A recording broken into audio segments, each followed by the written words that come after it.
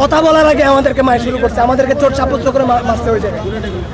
তারা গেছে হচ্ছে আপনার শপিং পারপাসে, তো বার্গেন নিয়ে একটু ক্ল্যাশ হয়েছে, তো এই জায়গায় মেয়েটাকেও হ্যারাস করছে। আর মানে ওদের কি বলবো, এটা আসলে 50-60 জন মিলে দুইটা ছেলেকে মারতেছে, এটা কোনো হয় না। জিনিসটা হচ্ছে আপুটা একটা কাপড় দেখছে, দেখে ও বলতেছে আমার পছন্দ হয় না, আমি নিব না।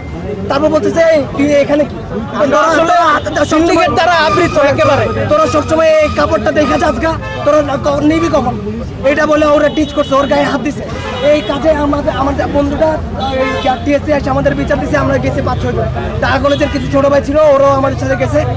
কথা বলার আগে আমাদেরকে মার শুরু করছে, আমাদেরকে চোট সাব্যস্ত করে মারতে হয়ে যাবে। আমাদের ভাইগুলো মার কাছে আমি মানে ঢুকতে ওরা ওই মারটা খেয়ে গেছে।